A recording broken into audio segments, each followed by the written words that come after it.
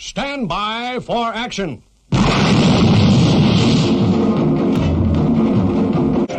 Anything can happen in the next half hour. 5, 4, 3, 2, 1. Good evening. Welcome to another exciting show. And tonight, we've got author John Hamer here, and he's so excited. Well, you've had to go and have a lie down, haven't you? Excitement has just gripped you. Yeah. We should have Shannon online, but she's got overexcited, so she's not. Somewhere, but she's like must be floating around in the ether somewhere. But she's out there somewhere because I've just been speaking to her. But God knows why she's not logged on. I can't imagine. Lines for Shannon, I'm afraid. So she's very late tonight. So we should have. And tonight's show is Welcome to the Masquerade. But before we start, we'll have a quick shufti butcher's hook, as we say down in south of England. Comments. It's hello, Bob Hollyoake from the independent state of Warwickshire. Hang on a minute. I think we may have someone coming online. Let's have a quick. Oh my God, she's arrived. She's arrived at last. There I am. Hi. Yeah. Hey, where's your note from your parents? You're late. Very late. I had a problem with my browser and getting on to the link. I had it. Any old excuse. I don't know. Well, Microsoft wanted to back up my computer, so I'm on my laptop tonight, which is a bit of a change. That's why I'm looking a bit funny, But actually, what we've got here, you see, is Deb couldn't. She actually escaped from the show, and she went all the way to America. She's got an American accent and changed her name, but we've caught up with her. And she called herself Shannon, isn't that right, Shannon? So yeah. You were Deb, but now you're Shannon. Right, so let's have a look, see what we've got in chat. We've said Bob Hollyoake. We've got Sebastian Moran. The front cover looks like ER Saturn worshippers. Well, yeah, I think that's implied. Sure. Good, that's good. We've got Sebastian Moran again, Chris, and a man from Barbados. Yay! And all the way from California, we've got Deb, who's changed her name to Shannon and has got an American accent now. So but she couldn't escape from us. It's a pretty poor American accent, though, isn't it? Come on. It is. Come on, Deb. That's not really very good, is it? Nah. You found me out. They've got Louise. Hello, Chris. Glad to see you're well. Yeah, all right there. Yeah. Hello, John. Hi, all in chat. Here we are. And we've got to do some call outs. And we've got your long distant cousin, haven't you? No, you're not related. Sean Hamer. We've got Ralph. Hi, Sean. And we've got someone called VXRHSV. Hi, guys, from Durham. Oh, hi. You're just up the road, didn't you? From you. We've got some new people this week. We've got Louise again. Here we go. Hello, Shannon. We've got Adam Adamant. I remember that program. Do you remember that, John, on BBC? I do. He did all. The man that lived, was it a couple of thousand years or something? It was beginning with first time here for live action. Oh, yeah, come to the right place here. Right. We've got Paul Green. Hello, everyone. So that's all nice. And we've got rugby in the house. Here we go for the independent state of rugby, I think.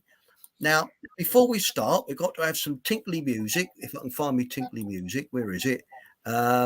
See it somewhere. Here it is. Because we've got some call outs to do. So let's got the tinkly music. See if we got it. No. All hippie like. I've just got to refer to my notes. We've got Angeline, who's originally from Bulgaria. That's why he's got an English name. And he's a bit Tom and Dick at the moment. He's coming out of hospital tomorrow. So we're going to have some healing thoughts towards Mr. Hospital in Stevenage. Angeline. He's a great mate of mine, great bloke. and we're all rooting for him, and he should be out tomorrow. Okay, and the other one is Miles. Jimmy, I'm getting fed up with that bleeding music. Got Miles. I know it's Miles in the health shop.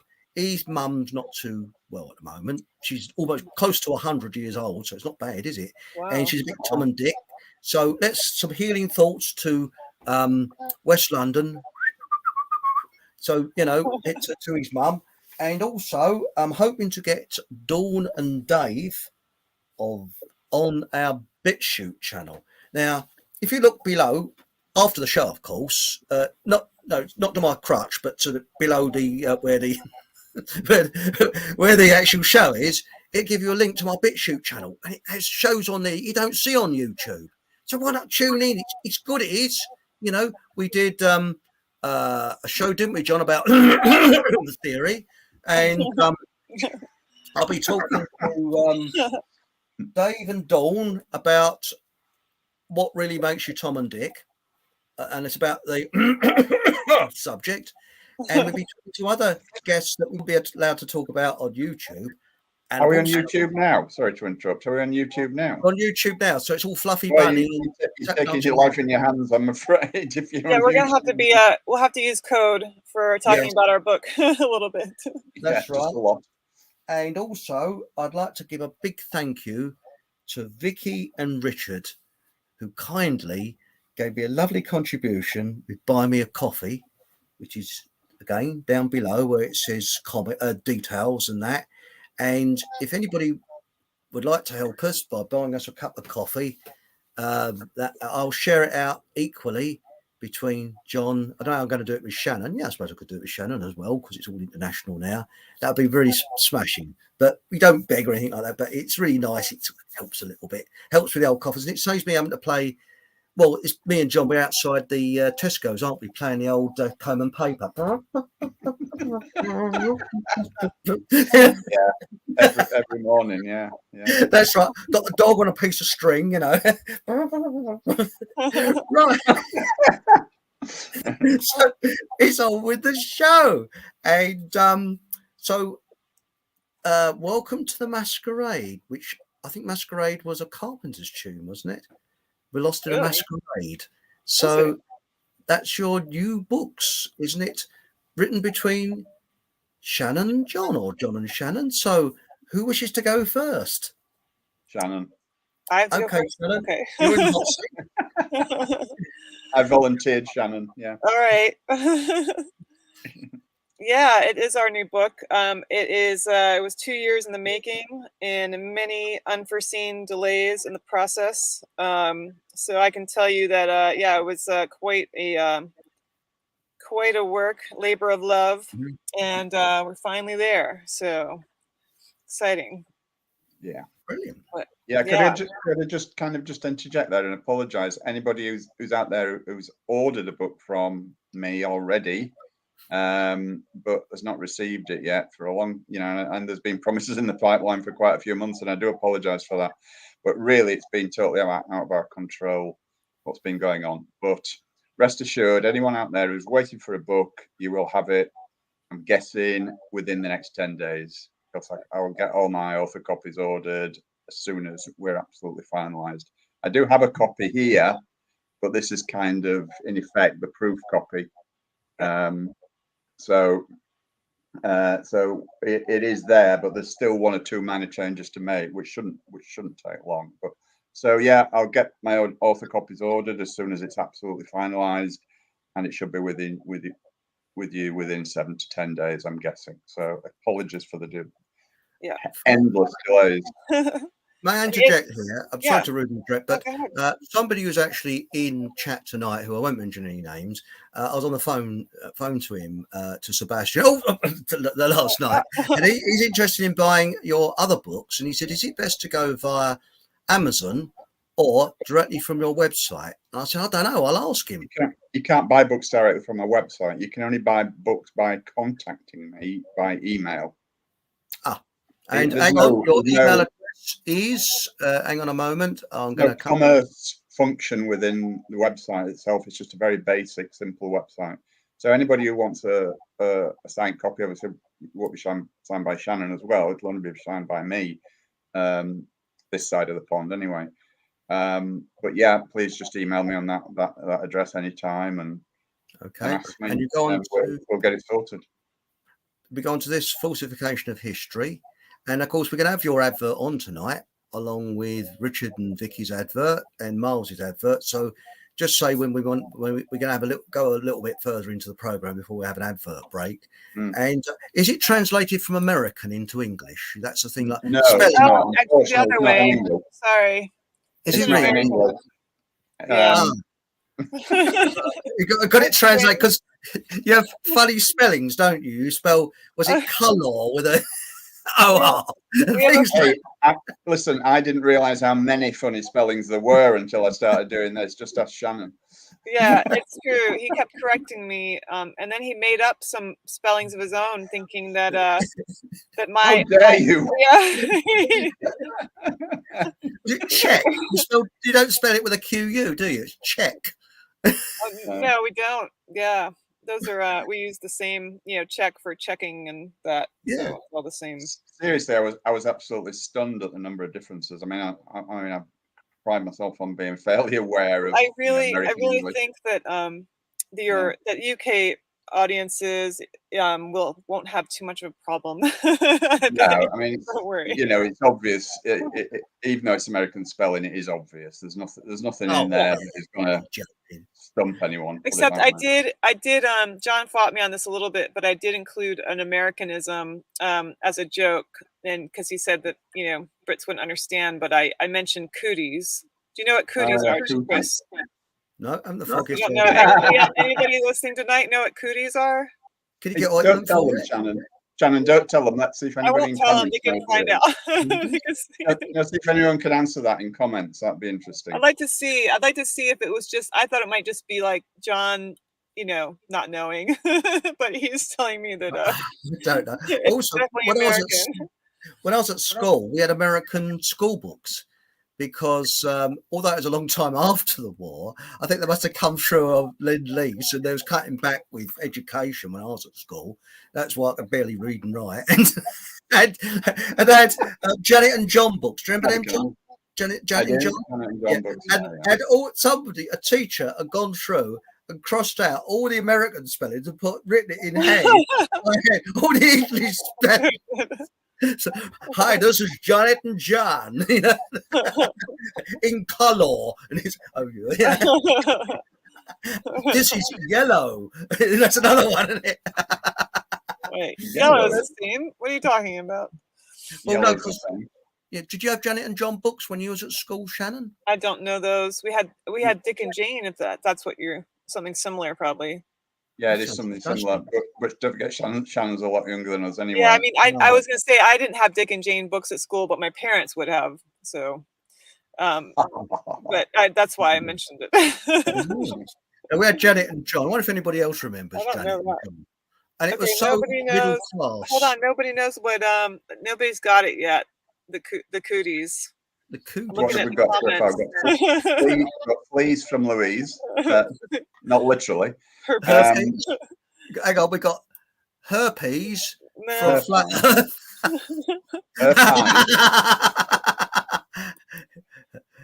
Respect to you as kudos. Flat Earth. No, they doesn't know. Hang on. Are they cotton buds? No. Allow. Actually, that could have been where it derived the derivative. Became slang for other things. But I mean, I can't say for certain that where it, from whence it originated. Maybe it was to do with lice. Oh, yes. I like this one. Cooties. DJ B2. Yes, cooties are what. Well, girls would say that boys have cooties, and boys do say that girls have cooties. That's accurate. That's good. Oh, hang on, we've got someone from Spain tonight. We've got Shanti Om. Good evening to all from Spain. Good evening, Shanti. Good evening, Olay, and all that sort of stuff. What's this? 10 miles to come closer. Tell Miles to come closer. Oh, that's Miles in a health food shop. You're going to have it for him. Hang on, we got here Town Crier. Evening, Eric. Good to see you're feeling better. That's right. Oh, that's very kind of you. Glad to see you're feeling better and all. Let's hope old Angeline feels better and all. So here we go. Now we've got here Town Crier says, Elon Musk just purchased Twitter. Elon Musk, yeah. Yeah, so he can buy YouTube so we can all talk freely again. Very good. Yes. Right. Well, you never know. Oh, we got the Lulz boat with his alty boat. That was interesting the other week. We've got where are we? Oh, hang on. We got Sebastian Moran saying regarding Elton and free speech, electric cars are shite. Yes. Very good. And we've got here Louise Wilcox says Dick and Jane books came after Janet and John. I am Janet and John era. Showing me bleeding age now, aren't I? Right, John Basingloan, you're in America. He's American. Well, cooties are a bug-like, itchy, fictitious creature that is bothersome. Okay, I would say that's fairly correct. Well, Shannon, John's American, so I don't think he would. Yeah. Sorry, John, doesn't count, mate. Yes, it's a bit like in World War II. They had ladies' underwear made in America, and English soldiers used to say, "You're one yank and they're down." Dun dun dun bum bum. Sorry. That's a terrible one. I reckon he's going to switch off now with that rude joke. What's this? Buenos Nicos. Buenos Nicos. Yeah. Bloody hell, it sounds like something embarrassing that you suffer from, isn't it? You know, I've got a cute case of, I suppose it's Spanish to our Spanish friends. So here we go. And Bob Hollyoak says, Elon. Yeah. Okay, I'll interject something here because a lot of people are mentioning Elon tonight. You know Elon Musk, right? Eric, he's the behind the SpaceX Starlink program and everything. So we talk about him at length in the book. Only saying nice things, of course, because we love him so much. Yeah. He's a wonderful man. But totally earned all of his billions, just hard work. So honestly. Perseverance. Yeah, but we interjected a bit of anagrams into the book, and the interesting one I found for him is lone scum is what his name translates into as an anagram. Lone scum. Lone scum. Yeah. So yes, that sums it up, doesn't it? Really, that does sum it up. So there we go. Did you know what the Reverend Ian Paisley, an anagram of that is, or was, because he's dead now? No. You know what it is? Vala Ray Pansy. Wow, that's interesting. Sorry, don't shoot me. I mean, it's a joke. And now we got here. Someone's put something here. Clinkers being what you get when you're old enough to have a. Oh my God! Wow. What's that? What's that word again, Shannon? Cooties. What are they called? Sorry. Cooties. Cooties. Yeah. Cooties with a T. Cooties. Just the way Shannon pronounced it with a D. She does it all. Yes. Hello, Aunt Sally says, "Woo woo, I'm late again. Can I have a spanking?" Yes, come to Miles's place, and we'll form a queue. John and Town Crier will be there as well. We'll give you a good spanking. Sally, while you're there, just to let you know, I sent you an email today about the heater. It's on its way. Right, now, without more ado, shall we get on with the show? So we found out what cooties are. So there we go. So that's the essential. Now that everybody knows that, that's pivotal to the whole entire book. Really, right there is. Well, in a way, I'm not joking because it's the belief in cooties that has gotten us into this current crisis and ridiculous situation we're in. Yeah. So yes, cooties could be code word now for what. Could it be, hang on a minute. I'll just have I've got it because is this? I mean, I guess we're all that, aren't we? And will we be talking about the seasonal that's been changed into a different name? Right. Cooties. Cooties. Right. Oh, so whenever you mention cooties, you're Yes. mentioning where are we? It's cooties with a T. Cooties. Cooties. Cooties. Cooties. Yeah, it's just there the way you go. Shannon pronounces it with a D. It's Sorry, yeah, words that's the have American Ts in them. accent there. Cooties. Cooties. So Yes. yes, I won't mention what I've just put at the bottom there. Yes. But okay. Right. So this book, was it Welcome to the Masquerade? It Yes. looks rather, somebody suggested, I think it's Sebastian mentioned, that it looks a little bit satanic. Yeah, well, that's not to describe the authors. That is to describe the perpetrators of the Cooties crisis. So that is intentional, and you can see that the people in masks on the cover are wearing interesting headdress that kind of remind us of a certain depiction of a certain Cooties. You know, so I thought that was interesting. That actually came some years prior. I found that image is from the Carnival of Venice, which we do also mention in the book because of as a historical element tying into everything. So those characters I found just happened to come across that were from some years ago, before the Cooties crisis. So I thought that was kind of interesting. And yeah, so it is. So yes, the satanic element really is linked to the perpetrators, I would say, the people behind the masks who forced the world to wear masks and involve us in their sick satanic rituals, essentially. So, but we are this. Yes, exactly. Yeah. Yeah. Well, do you have specific questions, Chris? Do you want to? Well, yes. The thing is that it all looks. There is satanic rituals. Yes, we've got to be very careful, obviously, because we're on Fluffy Bunny, tap dancing houses territory. But what I was going to say is that I've noticed that, for example, the film Eyes Wide Shut, with apparently. I've got it's on YouTube, and there's an editor that says it. I have no reason to disbelieve him.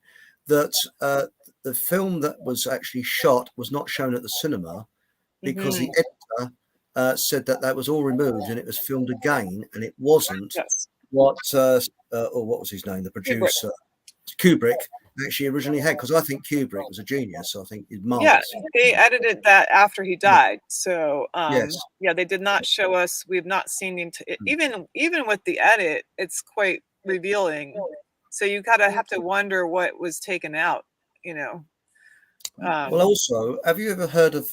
You may have not heard of it in the States, but there was a in the 1950s when television was dire. I mean, it just started in the UK, and I think it was the early 50s.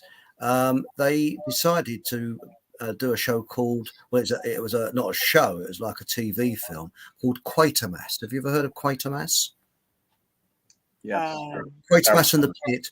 Well, it was written, and apparently it was written on two levels, because what it was really about is Satanism, because you're seeing the devil, and a lot of people in the elite or the aristocracy thanked the writer for writing this, because the writer, I can't remember his name, but somebody in some smart ass in chat will know who wrote it.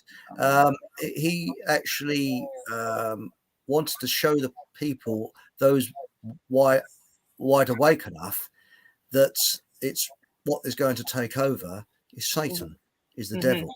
And that's really basically what it was. And this was all 50s, 60s, long before our time. But it was. I remember watching it on TV when it first appeared on TV. I remember watching it. Really, I was TV. I would have only been a smallish child, but I remember watching it. Well, I'll say that. Oh, sorry. Go ahead, Chris. Well, no, it's okay. What I was going to say is that there's a chap called Professor Simon. He's not a professor. I don't agree with all what he says, but he's an ex-BBC editor. Excuse me. I need to go for the sick bag because I mentioned BBC. But no, he actually he comes up with a lot of interesting stuff, and he said that the aristocracy has always been very secret, and there's things that happen behind closed doors that we're not allowed to see. What those things are, I Right. won't say any more. I don't know. But you know what the royals got up to and aristocracy gets up to, we just do not know. Right. And it's an elite that you notice that all the politicians years ago were all from the elite families. They are now from elite universities. Boris is from the elite. I don't know what is it Eton? Did he go to Eton? I'm not sure. I think it was Eton, wasn't it? Yeah, he went to, oh yes, because he was with a picture of him with Cameron and people like that. So really, the Bullingdon Club, yeah, and that type of thing. Now, what exactly is the core of the book? If we can say this in code, roughly. Yeah. What is it actually getting to? Is it revealing this kind of elitism?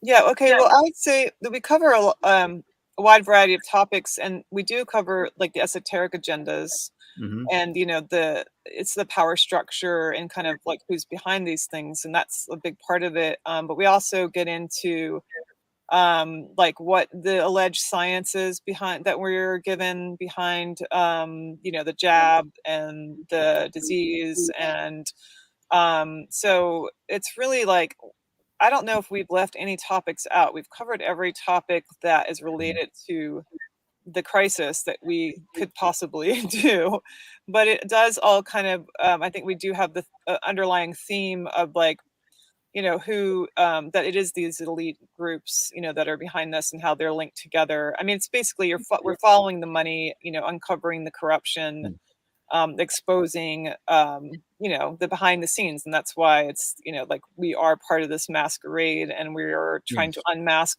the perpetrators of it essentially. And the reasons behind it.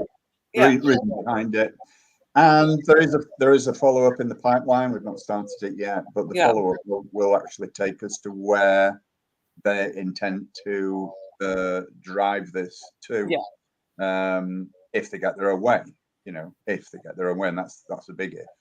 Well, and also showing that it was planned long in advance and evidence for that as well. And the reasons, like John said, the reasons behind it, you know, apart from some of the more obvious ones, some of the hidden agendas behind the reason for the crisis. So, Interesting. Also, is there any link in there with the pharaohs of Egypt? Because there's a lot of people saying there's a link between the pharaohs who never really went. They just, shall we say, they evolved into something else. Yeah, well, we don't quite go back that far. But well, I do mention ancient Egyptians a little bit for some, like the nasal swab testing. There's a kind of a link there, and then there's the Thoth, the god Thoth, is mentioned as well because of some similarities with it's symbolism. Really, you know, we cover some of the symbolism and how that ties into like the name of the bug, you know, the cooties, and why it's named that. I mean, the whole first chapter really gets into quite a lot of detail about the name, and linking to the opening ceremony. No, did we determine it was opening or closing ceremony? Opening ceremony of the 2012 Olympics. Yeah, 2012 Olympics. I don't know if anybody remembers if they've seen that. Yes, but there's quite a lot of parallels. You know, quite a lot was revealed in those ceremonies. It's almost like a blueprint for what happened. I mean, it really is amazing. Yeah. So that alone is like quite staggering, honestly. You know, it's quite shocking what they revealed to us about, you know, the plans. And we have a chapter on predictive programming. So in media, not just films, mostly films, but like television and books as well, going quite a ways back, prepping us for this, you know, current new normal world. So that's it. Also, there was that ceremony that in was it in Switzerland, wasn't it, where they dug that road tunnel underneath a mountain. When they finished it, they did a really creepy ceremony there. That was all about 10 years ago. Do you remember that, John? No. It was really creepy. And you know, there is something very, very odd, but I've noticed, especially with architecture, things are becoming very satanic. Hospitals are becoming satanic. And in this country, what they're doing, they're closing up the windows, they're putting cladding over the windows. Not all windows, but some of the windows. Why? I have a comment about the that element, the satanic element, because you know, it's like for John and I agree, I think that you don't have to be religious to understand that there are people who believe in Satan. Like you don't have to believe in Satan, and you don't have to, you know, even believe in God. But you have to, we have to understand that it's real, that people believe in this force and that they call the entity or whatever that they call Satan and Lucifer, who worship him and who want to usher in the reign of the beast. And honestly, to me, a big integral part of this is the artificial light that we are being bombarded with, these artificial frequencies that are really light frequencies. And I'm not going to say the what do we call it, high five in our program a while back, but the new generation of, you know, wireless anyway, yes. so we're talking about these frequencies. G. Yes, that. There you go. Okay. G. Right. This is so this to me so Lucifer translates into light bearer, correct? And the thing about that is in the Bible and all these stories is that Lucifer is trying to take over the position of God. If you see God as the creation, as the creator, as the natural creator of the natural order, right? Then you can understand Lucifer as the force trying to overtake the natural order and to control it. So to me, Lucifer then translates into light bearer, but it means artificial light because it's going against nature. Like natural light is God, whereas the artificial light would be Lucifer trying to overpower the natural light, which gives us, you know, which gives us our food and our health and everything, and sustains all life on this planet. So with this new grid, which is really the push is to absolutely cover the entire planet with these new frequencies, exactly. And Lone Scum is integral to that plan, right? So we mentioned Lone Scum. Yes. So you can see that in that sense, these new frequencies would represent Lucifer and taking power and reigning overall. And what that does is once you introduce all these new frequencies, we're so dependent on the natural frequency of the earth that we get from the earth, from the sun, from the natural order, that it's going to alter humans and alter everything, all life forms. And so these kind of sick people who want to be part of this reign of the beast, who want to be masters of the universe, who've sold their soul to this, are all for this change. They want to alter the natural order so that they can be in control of it. And that means being in control of everything in this world, including us, but not just us, everything. And that's where this whole like smart, you know, so-called cities and, you know, now they're talking about oceans and this in space and everything, because it's to, the move is to track and trace and catalog and control micromanage every aspect of it. And so that to me defines Satan, Lucifer, you know, the ushering in of this. Yeah. And then the whole mark of the beast, of course, is the chipping. And we get into how that can be covertly happening and the implications of that. So that is all what the topics we cover in the book. I've got you. Now, the thing is that, but I mean, I don't want people to think it's a religious book because I'm not religious. I'm exactly, not religious. It's not. But I do. It's for other people to judge whether I'm spiritual or not. Exactly. I can't say I am because that would be conceited. But it's for other people to judge whether I'm. But I do believe that there is in karma where you have good and you have bad. But I do believe there's an energy. Whether that is a god or such or whatever it is, but there is an energy. What that energy is, I haven't the foggiest idea, and I wouldn't sit here and when you get people in black cloaks and their collars back to front telling you what that they know what it is, well, I'm sorry, they don't know what it is because I don't think anybody knows what it is, and I don't know. But I think there is an energy, and if you tap into the good side of the energy, as the Chinese believe, and then you have the negative side, because I've actually found this in my own life. If you try and push good, like attracts like, so good will attract like. If you go out and say, I'm going to have an awful day and I'm going to be awful to everybody and miserable, which I'm not that type of person, people will be horrible to you because you're presenting a negativity. But it's interesting what you're saying about light, because there's cutting out of light everywhere, where it's supposed to be for health. That's what's supposed to be for health, but there's cutting out light in A&E, no windows. Yeah, And blocking the sun, walls, keeping walls. people indoors, driving us indoors. The only light exposure we're having is artificial light from screens. You know, That's right. it's all the same move of like denying Yeah. us of that natural light source and replacing it with artificial light. You know, even with the you know what's in the sky, like trying to this global dimming, you know, trying to block the sun, again, supposedly to save the climate and the planet, which is absurd. You know, that as if we don't need the sun. I mean, all kind of, in a sense, it's like this is all represented in the Matrix movies. You know, this that world is like the sun is gone, the sun has been blocked out, right? And the people are living in a virtual reality, and they don't even realize that they're batteries, meaning that their own life force is being sucked away from them by this parasitical energy. You know, and so they're given this other reality in which to live, which isn't the real one, as they are kept as slaves and in order to power that grid. So we're not really far off from that. I mean, there's a lot of people, a lot of children, unfortunately, are getting addicted to gaming and virtual realities, and they actually have gotten to the point where they can't distinguish between reality and a game.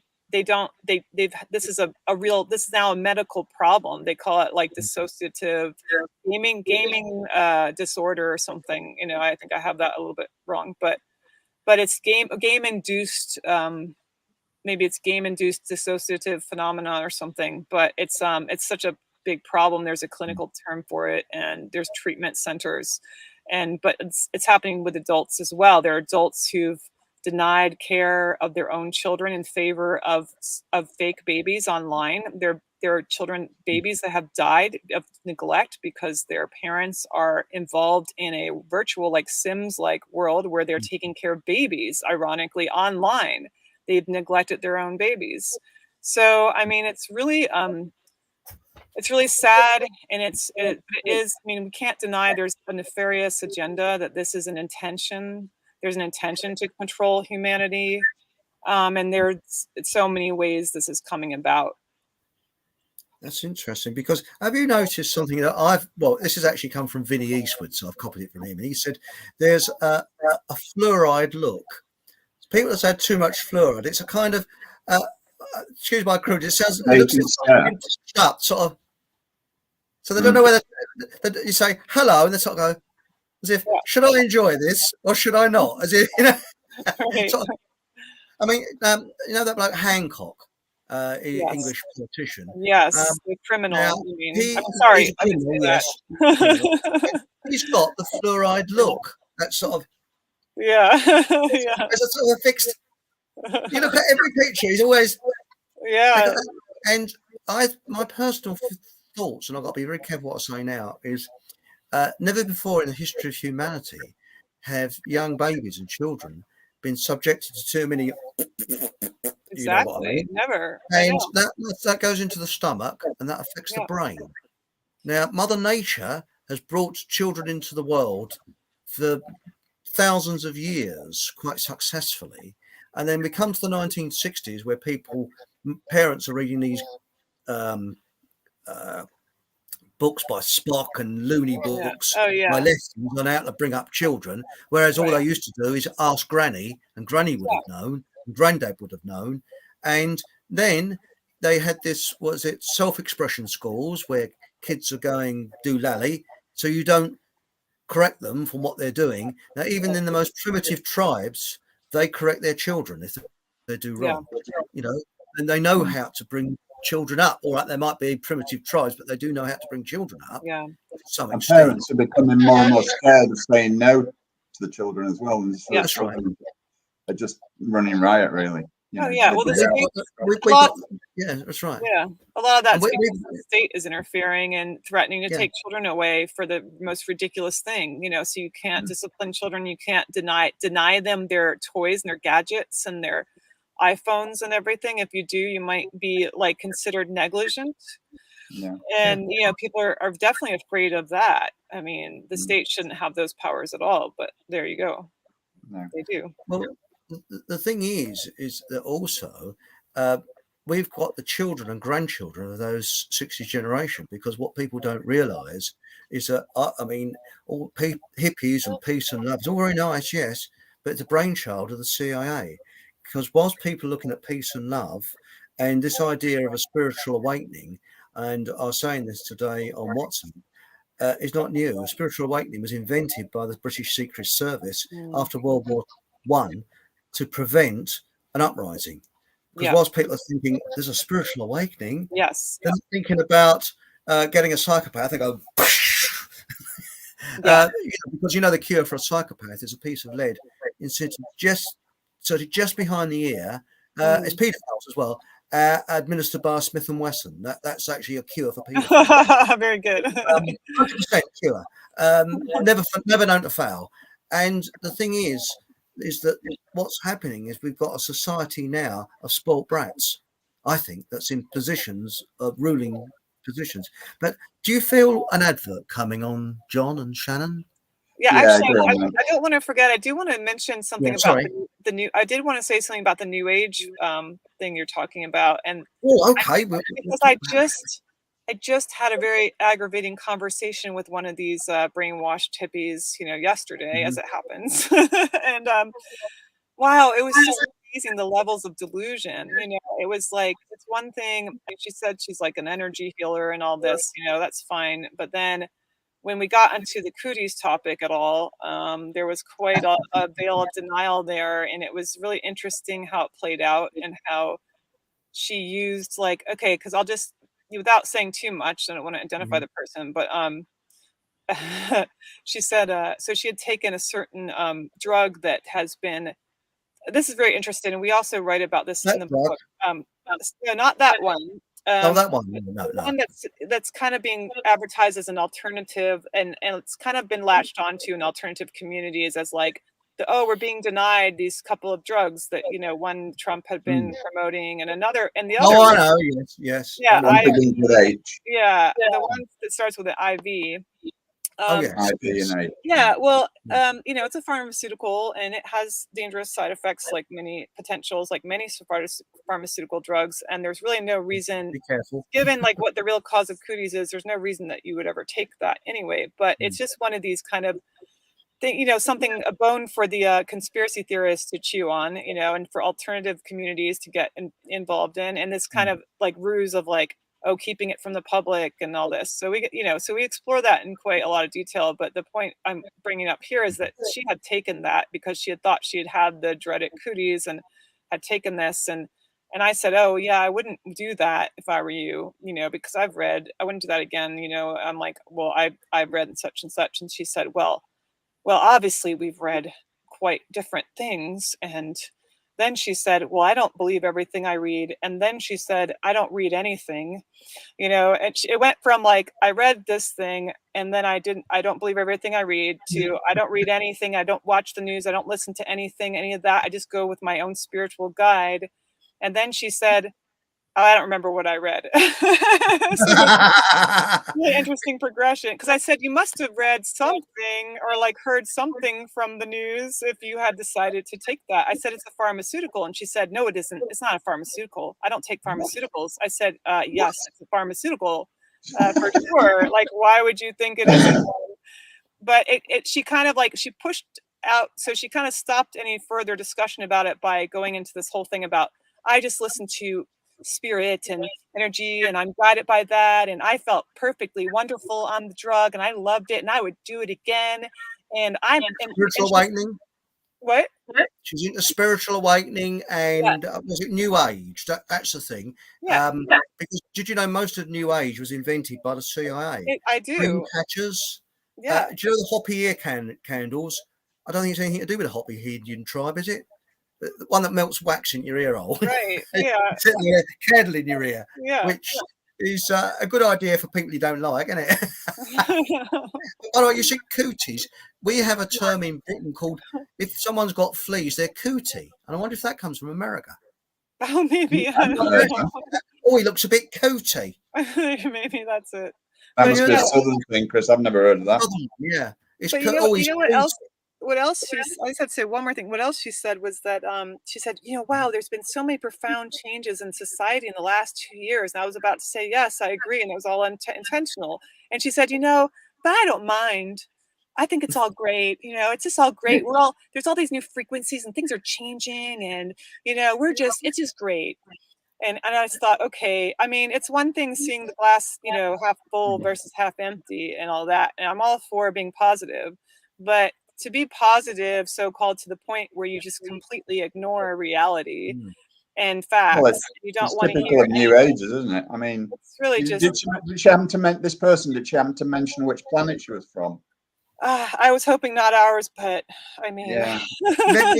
Let me guess. Does she have big round glasses? Short cropped hair? No, not No, short. long hair and slightly overweight. No. Oh, well, Not that it's the right product person. of the 60s. Yeah, definitely a product Keep of the guessing, 60s. Chris. So, You'll yeah. get there in the end. I'll get there. Yeah, I'll keep guessing. Anyway, I won't say anymore. But it was frustrating, because at first I had this hope that here's somebody who might be open to listening to an alternative viewpoint or have some kind of openness. But, we have to continue to be open-minded and explore possibilities and facts. So we have to know what the problem is if we want to solve it. I mean, just ignoring things and drugging yourself and pretending everything's, hunky-dory isn't. I wanted to say, so what changes in society have you appreciated exactly? The fact that we've been in prison, that people have lost their jobs forever, that they've died of starvation, and that people are being forced drugged and dying of that. I mean, I would like to know what things are so great. Yeah, I mean, suffocation behind, what? So, I mean, that great changes. Yeah. Well, there was an LP cover. I'm showing my age now, and John will remember it. Was it 10cc? And it was called Crisis? What Crisis? And it's a picture of a person sitting in a jet chair in Bermuda shorts with sunray lamps all round them. And it was pissing with rain. And there's a really dark scene of Battersea Power Station behind them.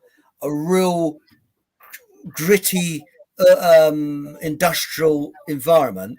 There's a person there with just sunray lamps around them in shorts with sunglasses, cocktail and that. And it just says, crisis? What crisis? I think it was 10cc that did it. I think it was. I don't remember.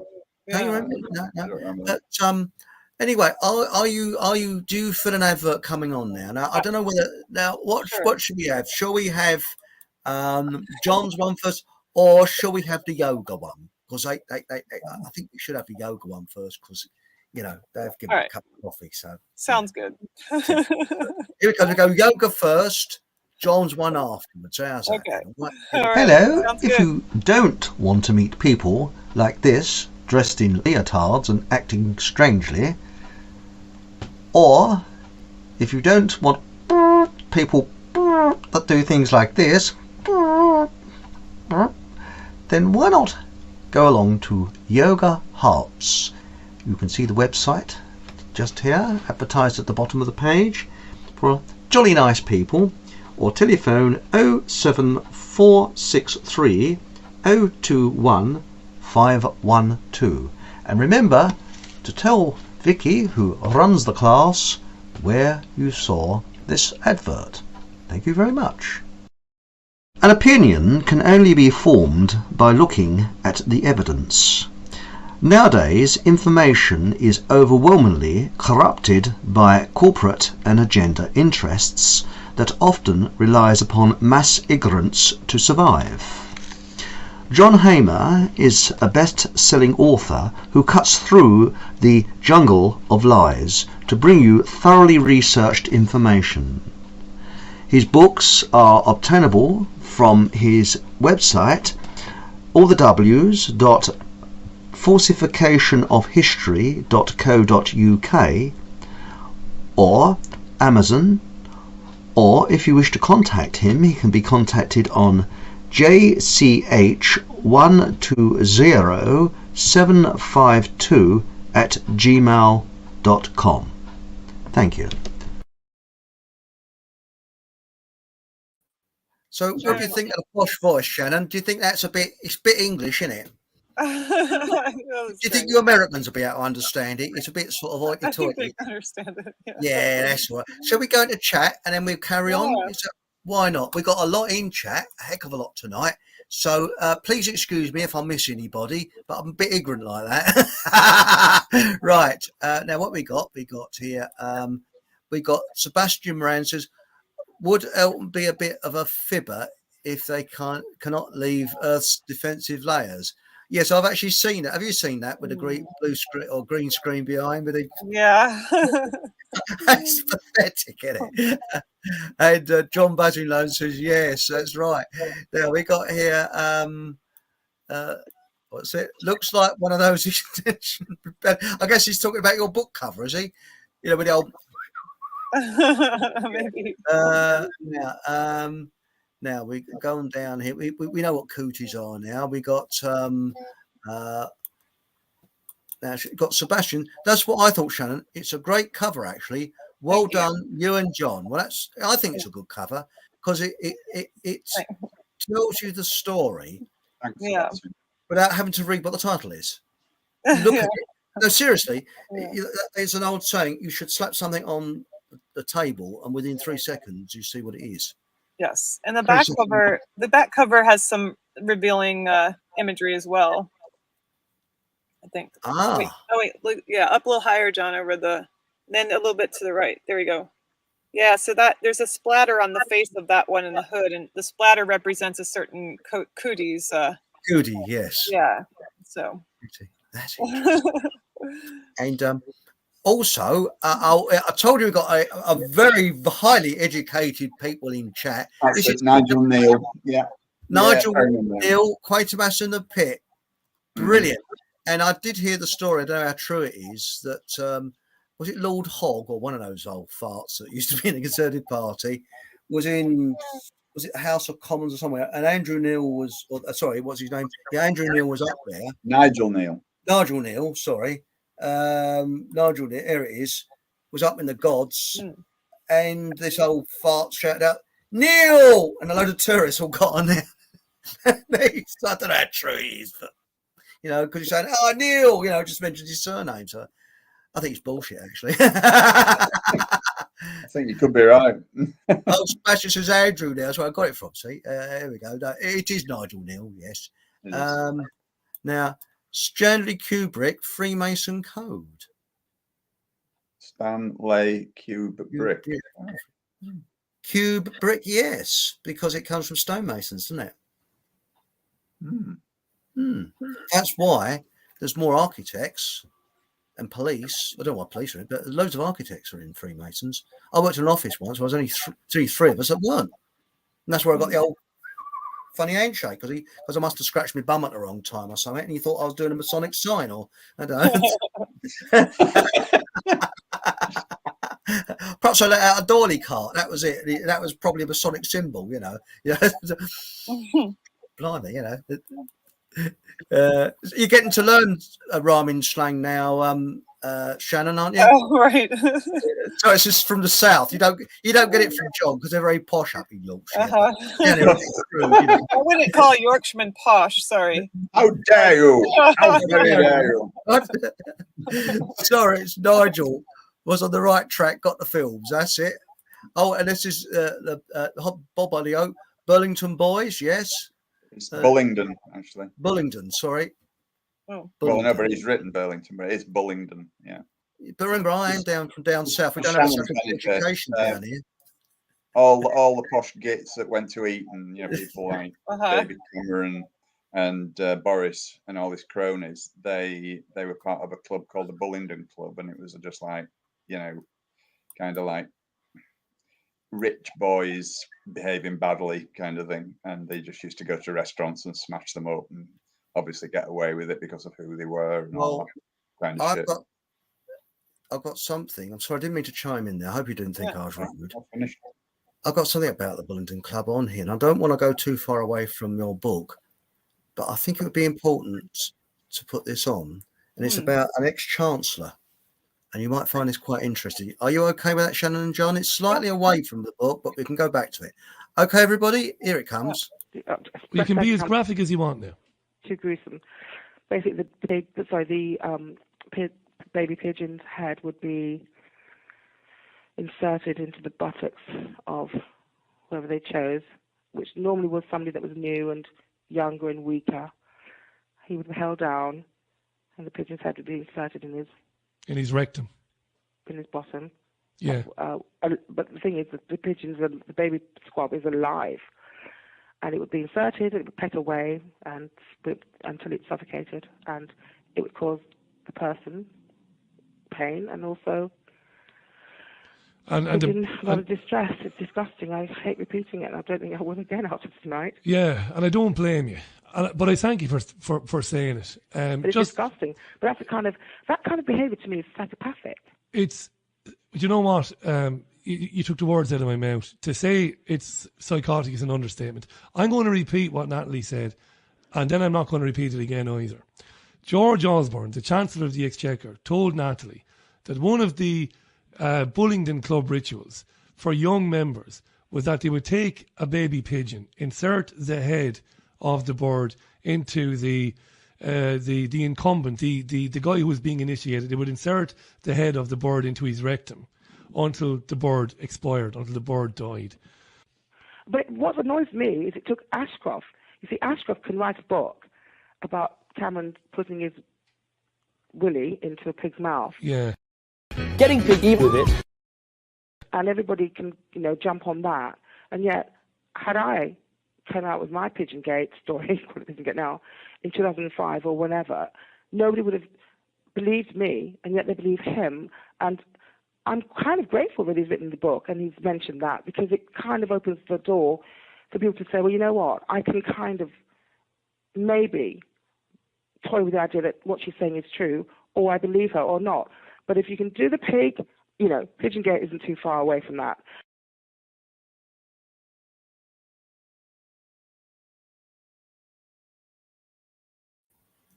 That an extract from an interview with Richie Allen with Natalie Rowe, who was a very nice lady. She was they say a madam who gave prostitutes out to MPs and things like that, high level, and she was explaining the rituals that this Bullingdon Club they go through.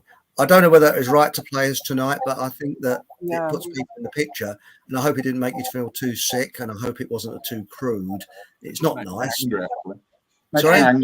Makes me angry that these absolute buffoons and irresponsible idiots can behave in that way and find it amusing or clever or whatever.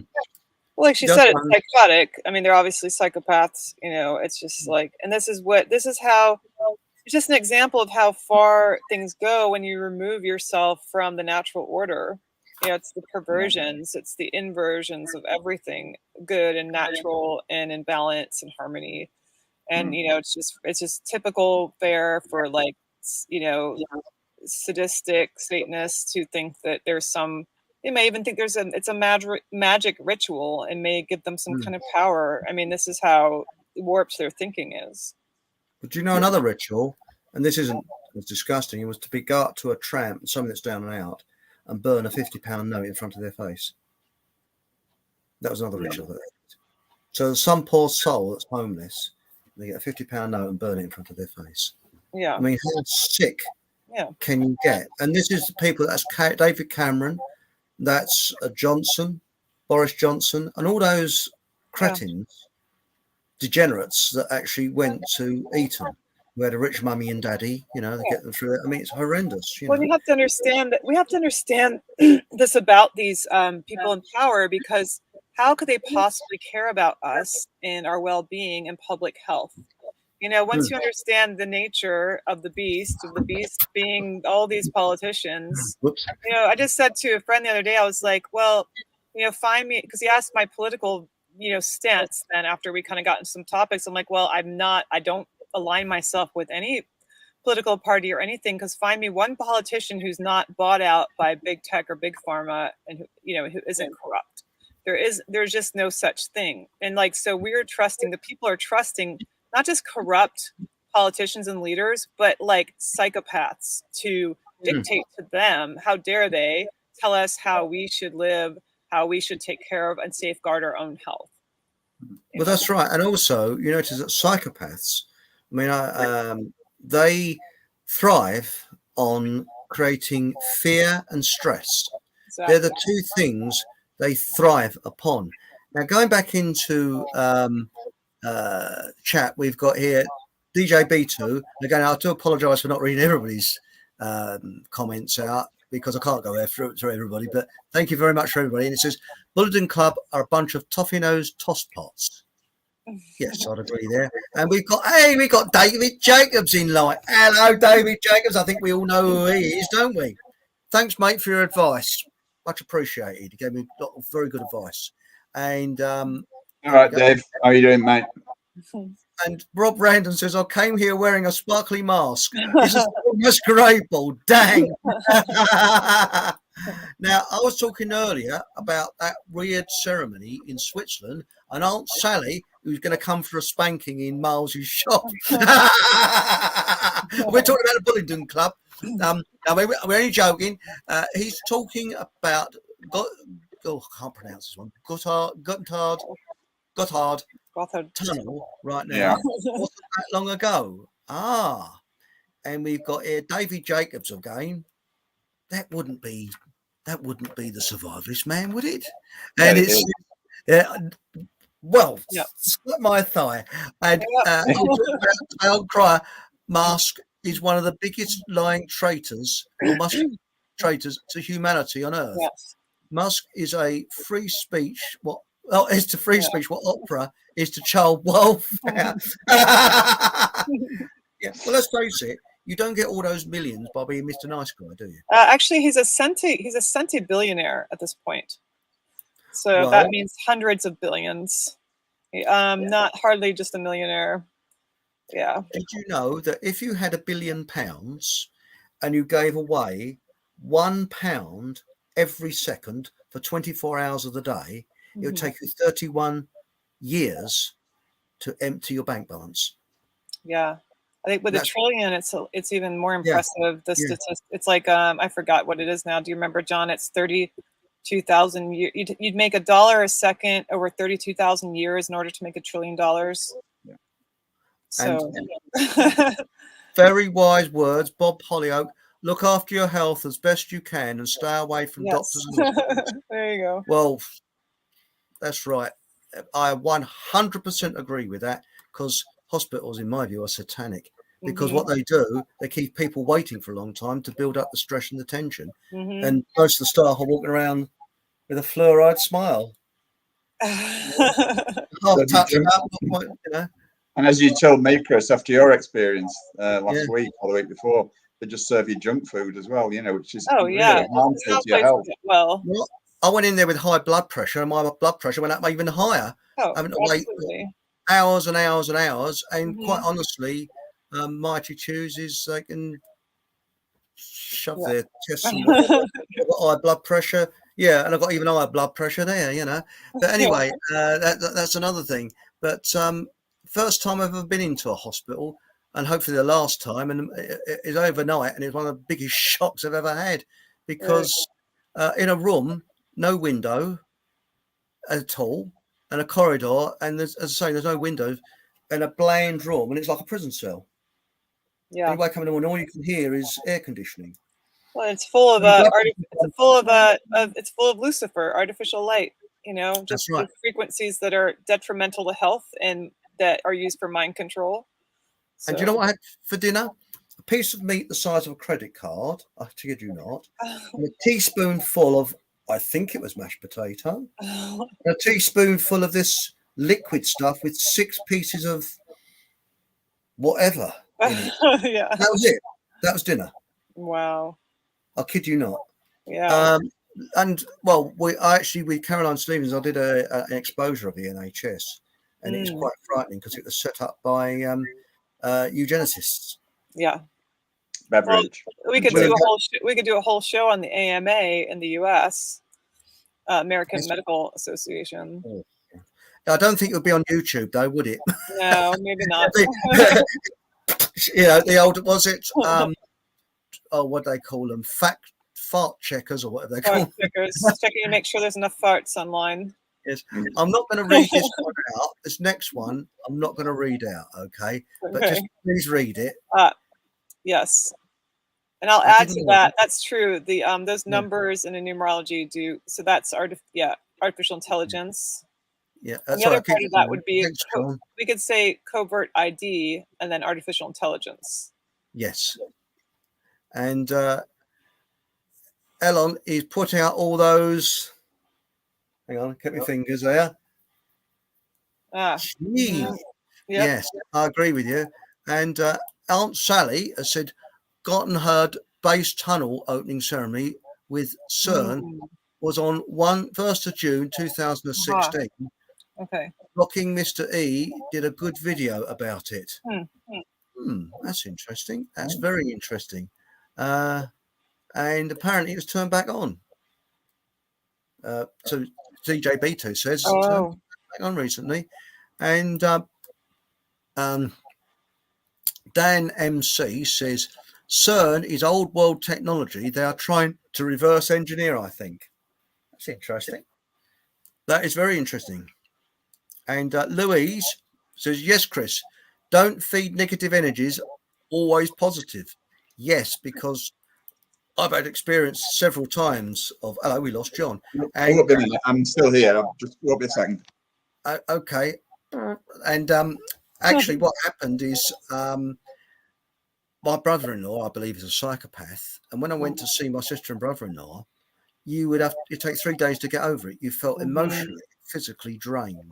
Yeah. Because they've got this way of draining you, because they're draining the positive energy out. And I think it's like, as I was saying earlier, a karma, positive and negative. There's positive, negative to everything. And it's true what Louise Wilkins says. Yes, Chris, don't feed negative energies. Always be positive. And I'll tell you something else which is a bit strange. In the 1970s and 80s, there was a big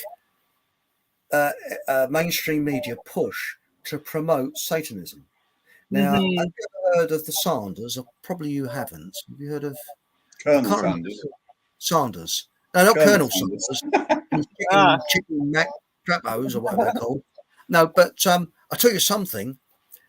McDonald's, the only reason I go in here is to use their Carsey. It's quite a good Carsey, actually. That's a toilet for those of you in the United States. Lavatory. But no, I didn't use their lavvy when I walk in if I go buy something, I go straight to their lavvy. But the smell. It's the same smell all over the world, isn't it? That sort of sweaty armpit smell, isn't it? I always thought that at what we call Mickey D's, I always thought they were just in the lavatory business. I mean, to me, that's just like they've got these convenient stops along the highway, so you can use the lavvy. What I want to know, Chris, is what was it that smelled like armpits? Was it the food or the toilets? Both. Well, people eating the food using the toilets, maybe. Yeah. But no, it's the actual smell that comes from McDonald's itself. They have a chimney and it sort of pumps out this funny pong that smells like sweaty armpits. I think you're right there. Well, I don't know why they do that. But perhaps they flush it down the toilet to cut out the middleman. So they get it and then flush it straight down the toilet. It'd be a lot better, wouldn't it, really? Yeah. Now, we've got here Sapphire 22011 here in Ireland. Hello, Ireland. Yay! Would that be the Republic of Ireland or the bit at the top? The bit, that Britain hung on to. We have our Justice Minister now openly threatening that they don't want to force people to give up their I guess homes to house. Yes. Wow. Are you serious? Yeah. Oh my. Oh my God.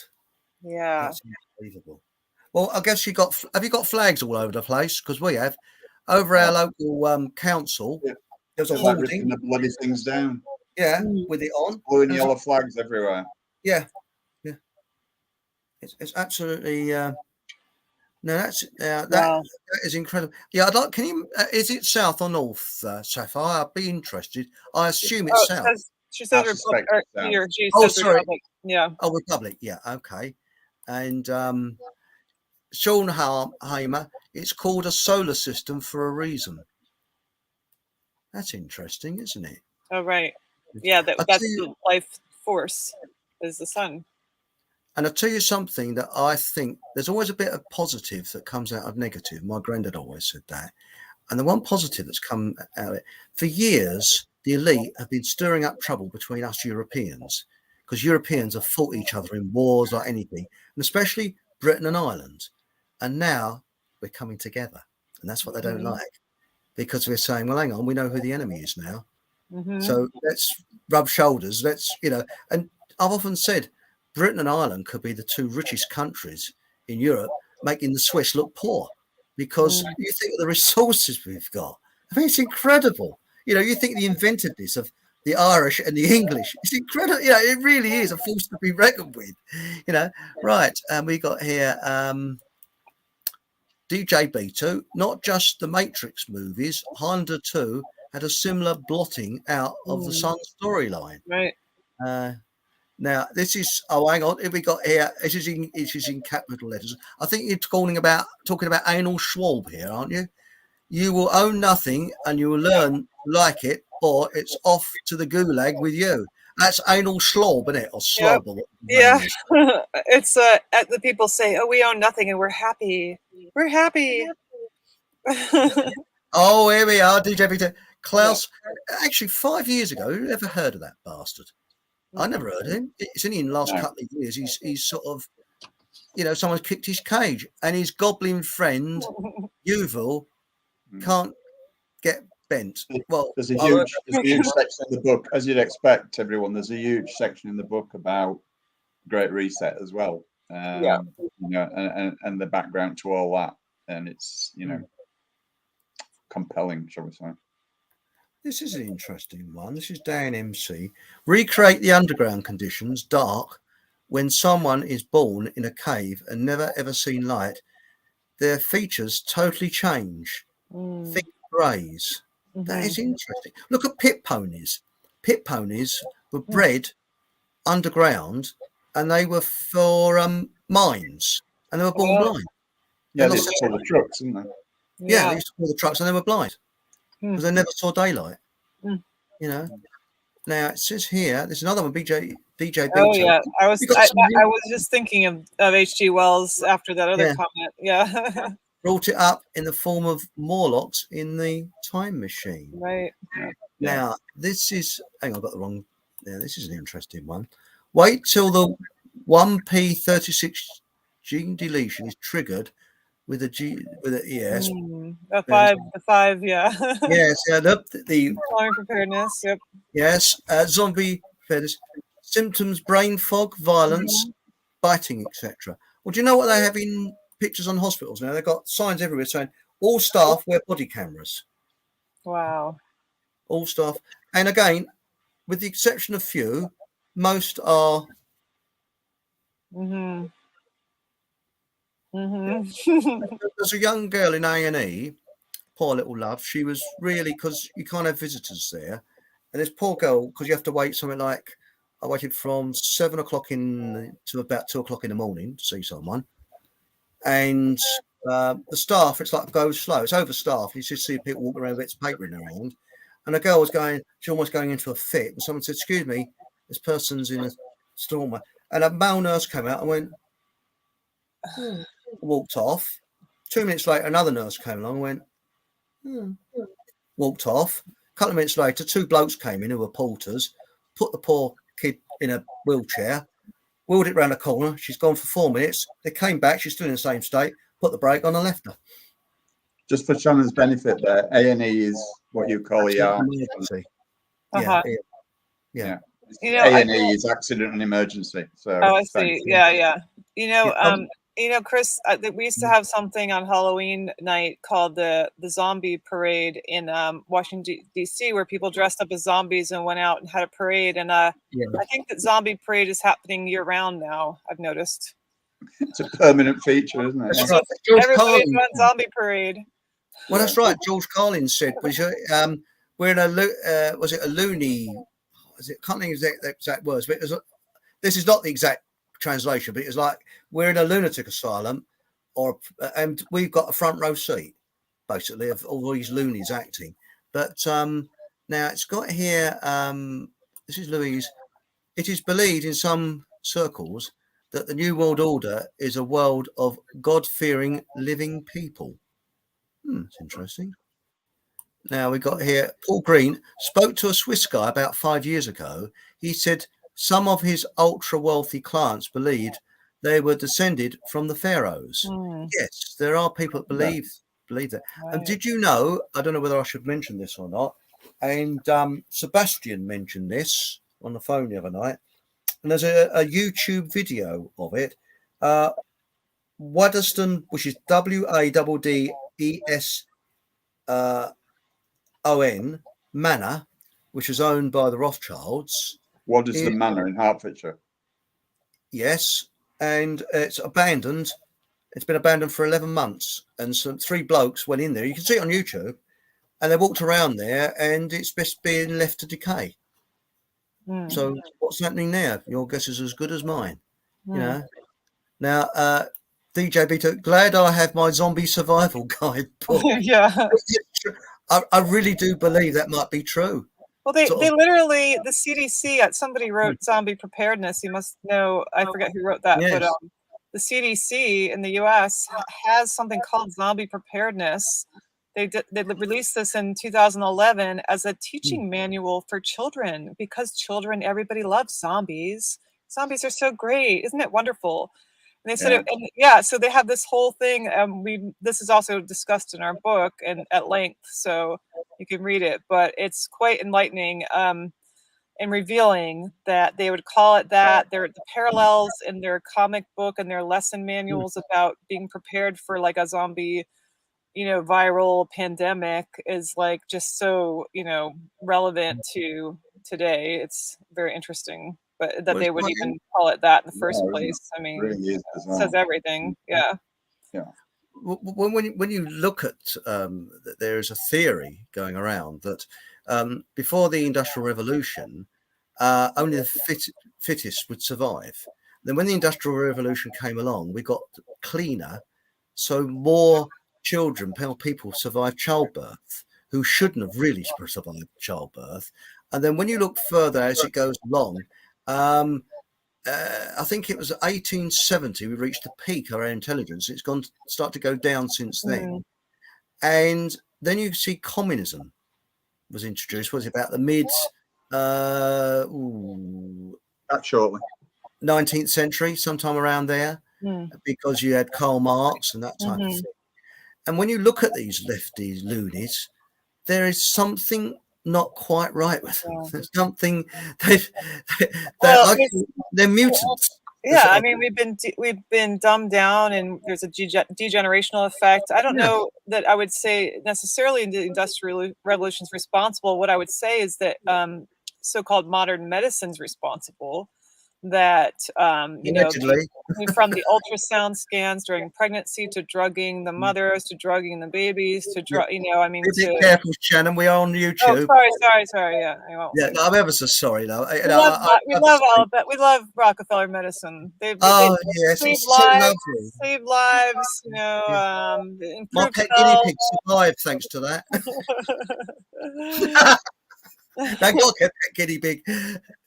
But you know what I mean. I agree with you. All this, it just But when you look at the Amish, now they live permanently in the 19th century.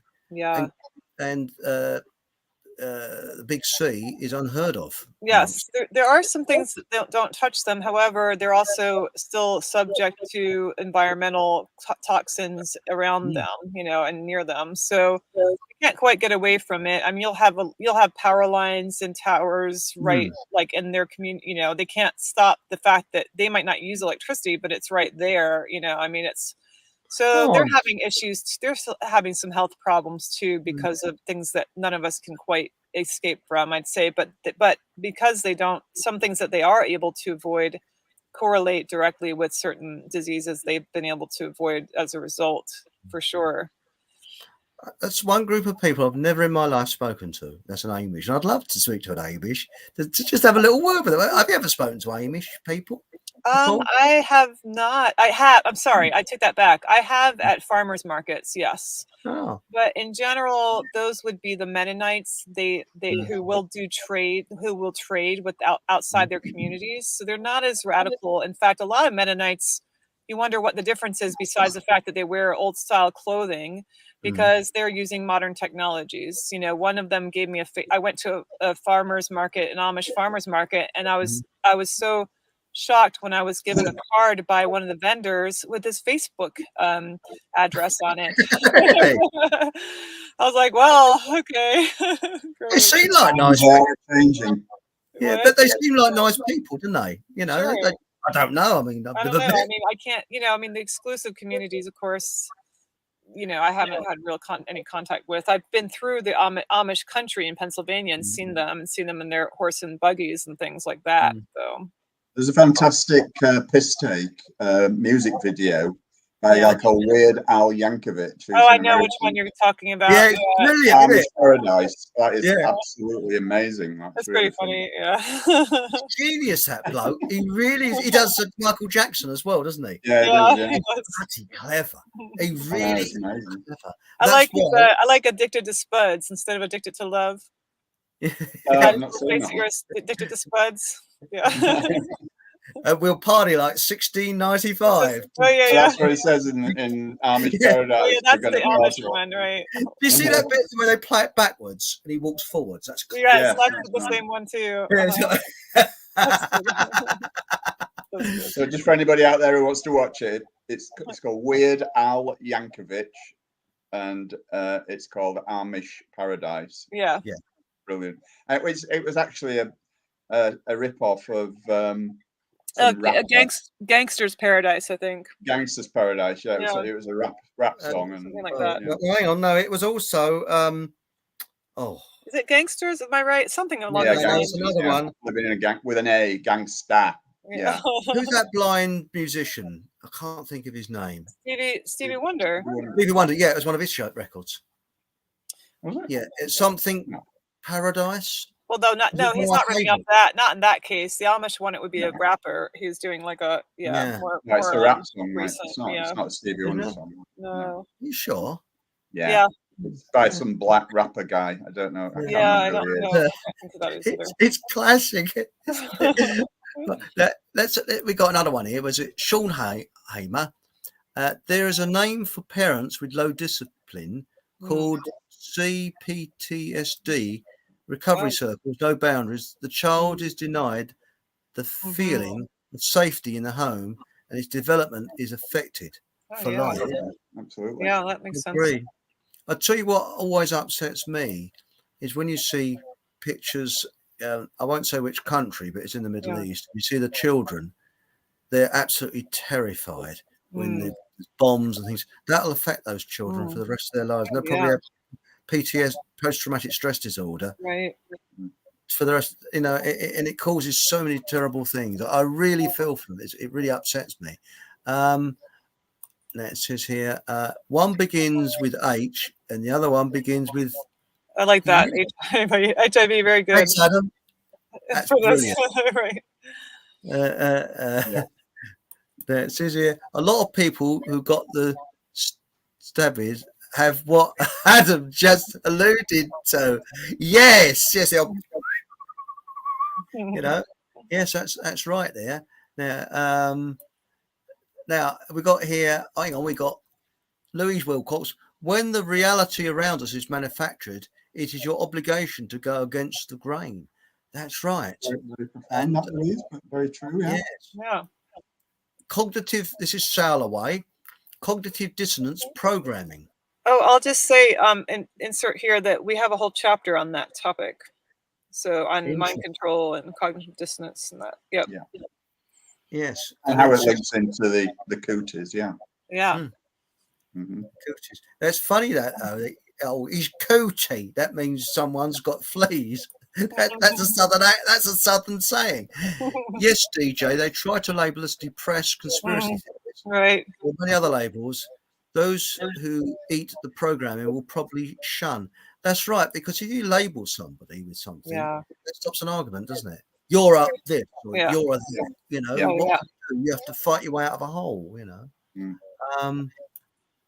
So it says Dragon Noir, you Wow. are. Wow. You are. So we are on our own then. Yeah, yes. Hang on. We got another brighter. It wasn't 10cc. Crisis is by Supertramp. That's it. Have you remember that LP cover? Yeah, I think What so. was it? Yeah. You remember it? No. I think I remember seeing it now that that's mentioned, that it's come up again since the cooties. Somebody's resurfaced that. Definitely, I've seen that. Yeah. Yeah. It says here, this is Dragon again. Where does the one world government fit into this, or doesn't it? Is that wrong? We better read the book for Oh, it. it definitely fits in. It fits in all right. Yeah, it's all part of the NWO, and that's where the Cooties saga is taking us. Basically, it's just a step along the way. Basically. Oh yeah. It says here, so rejecting all religion. Well, actually, this is very interesting. Has anybody seen the film Zeitgeist? Have you seen it, Shannon? Yes. Now, I was sucked in by Zeitgeist when I first saw it. But then when you step back, the producer, Peter Joseph, said nationalism Who's a Jehovah's Witness, by the way? What's that? Who's a Jehovah's Witness, by the way? Oh, really? Not really, but you know. I see. Oh, yes. Right. Wink. Yeah. You got me there. Yes, right. Jehovah's Witness said that nationalism is racism. When you look at it again, it's promoting communism, cashless society. Yeah. It says, because you think about it, it's like the child catcher in Chitty Chitty Bang Bang. Yeah. Or rat poison. It's 90% sweetener. Yep. 10% lethal. You know, you're right. I was just thinking about that film because I was thinking about the part, I think it's in this, where somebody had some amazing architect has some solution for all of our crowding problems and world overpopulation. Look, we can all live in this wonderful little complex where we all have our own little cubicle and our own little garden, and how wonderful we could sustain everybody by moving them all into these centers. That's and we could save the earth. And I kept coming back to me. I thought, that's not right. Like, that doesn't, the other things that are being revealed are good. Some of that is like right on. And then like, that's the solution. That's a new world order solution right there. That's right. I mean, that guy, I can't remember his name now, but he was a very old guy, even when Zeitgeist was made about 15, 20 years ago. Right. He's dead now, but he was in his 90s then. Yeah, I remember. But he was a long time advocate of socialism and that's definitely socialist. I mean, right there. I mean, it's worse than that. Exactly. And you can see it readily available on YouTube. That's it all, doesn't it? Oh yeah, right. Watch this. I'll tell you a good one, and I do think this is genuine. I could be totally wrong. Dave Starbuck, the late great Dave Starbuck, he was the journalist who sort of woke. Well, I was already woken up, but he woke me up further with all what he found out. He used to go gallivant around the world. He came back, I think it was from Thailand, and he said, got this DVD. He said, wouldn't copy it if I was you. He said, it's a bit of a, he said, this is quite interesting. He said, it's been smuggled out of North Korea, I think. You see, so I thought that's interesting. But it turns out it's called propaganda. And it's very clever. It's not from North Korea. It was a New Zealander that did it, and it was filmed done in New Zealand. Wow. And it's made to look like it comes from North Korea, because it says, our dear leader. If you get through the first couple of minutes, because when I saw it about 15, 20 years ago, I thought, what the bleeding hell's this? It's got our dear leader. What this chap did, he said, if I made a film about propaganda, the viewing audience would be very slim. If I made out it was from North Korea, the viewing audience would go up. And he was right. And I'm halfway through it, Chris. But I honestly think that I don't think it works saying it's from North Korea, because I think that immediately puts a lot of people off it. They think, a lot of people wouldn't want that, right? Yeah. I really think they made a mistake there. It's a very powerful film. Don't get me wrong, and it's very good. But I think that by saying it, pretending it's come from North Korea, I think that immediately gets people's. It turns people's because interest off. we're going to automatically assume all North Koreans are pretty much like totally mind controlled, and they wouldn't have a clue, right? Yeah, but it is very good. It's worth watching. Oh yes, I'd advise it, and I don't think it's easily available on YouTube, which is a good point because you can see it on BitChute, and if you go onto my BitChute channel, plug, you'll be able to spin off from there as well. You know. And by the way, if you're watching this on BitChute, we did this last night. Right now, we got here Louis Wilcox, the world, one government, one religion, one God is what they want now. That's why they have caused so many divides over race and religion. That's why they divide and rule. Totally. Sail away is Cameron Johnson, Nathan Rothschild were all in the same year as was Toby Young. That's interesting. I don't know who Toby Young is. No, I don't know who Toby Young is, but I've seen that picture of them all sitting outside with their penguin suits and whatever. Now it says here, thanks, Louise. So God is a device for control. I don't know, but somebody does say a little bit down the list. It's called the Venus Project. That thing we were talking about. It is. Yeah. I can't see who wrote that. Let's see. I'm down too far. Oh, Kath Holdsworth. Katz Holdsworth. Yeah. Oh, hang on. A UN award. There we go. Yeah, that makes a lot of sense there. Hello, Kath. Oh, hang on. Here we got David Jacobs. Now we know who he is. By the way, is he coming on soon? John, I think he's coming on soon, isn't he? But he's I think so, yeah. Sorry? Yeah. About a week or two, isn't it? Yeah. I'm not sure when, but shoving a baby pigeon up a politician's butt is very sick. Personally, I'd like to ram a fully grown ostrich up Boris Johnson's butt and live stream it.